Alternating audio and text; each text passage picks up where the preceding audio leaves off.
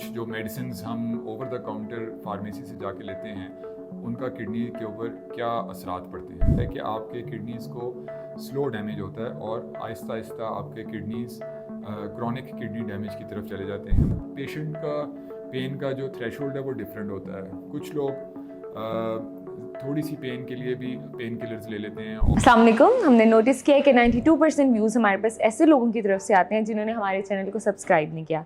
तो आज हम मरहम की तरफ से आपके पास रिक्वेस्ट करने आए हैं कि आप हमारे चैनल को सब्सक्राइब करें ताकि हम और इन्फॉर्मेटिव कंटेंट और अच्छे डॉक्टर्स अपने प्लेटफॉर्म पर ला सकें। Thank you. अस्सलाम वालेकुम, मेरा नाम डॉक्टर आमिर खान बाबर है। मैं कंसल्टेंट नेफ्रोलॉजिस्ट हूँ सर्विसेज हॉस्पिटल लाहौर में और शौकत खाना मेमोरियल कैंसर हॉस्पिटल लाहौर में। मेरी अपॉइंटमेंट बुक करवाने के लिए आप नीचे दिए गए नंबर पे कॉल कर सकते हैं या ऐप के थ्रू बुक करवा सकते हैं। आज का हमारा टॉपिक है पेन किलर से किडनी को कितना डैमेज होता है और बाकी कुछ जो मेडिसिन्स हम ओवर द काउंटर फार्मेसी से जाके लेते हैं उनका किडनी के ऊपर क्या असरात पड़ते हैं। सबसे पहले मैं ये बताता चलूँ कि इसमें दो चीज़ें इंपॉर्टेंट हैं। एक ये कि किडनी के लिए किसी भी दवाई की एक डोज़ भी काफ़ी है। अगर आप एक बार भी वो दवाई ले लें तो उससे भी किडनी डैमेज हो सकता है। उसे कहते हैं एक्यूट किडनी इंजरी।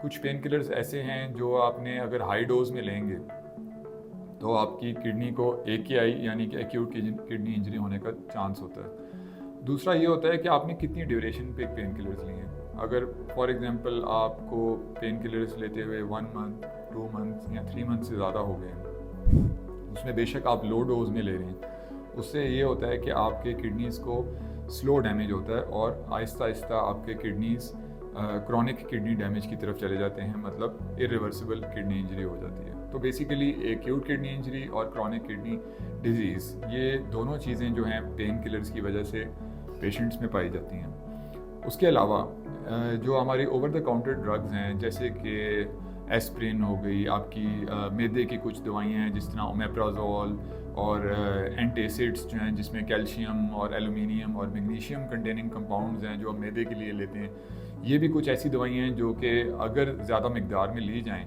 और कॉन्टीन्यूसली लिए जाएँ तो ये भी गुर्दा ख़राब करने का सबब बनती हैं। उसके अलावा कुछ एंटीबायोटिक्स हैं जिनका इस्तेमाल अगर आप बिला वजह करते हैं और अगर आपको एंटीबायोटिक्स की ज़रूरत नहीं भी है और आप एंटीबायोटिक्स ले रहे हैं और काफ़ी अरसे से ले रहे हैं जो कि किडनी को डैमेज कर सकती हैं।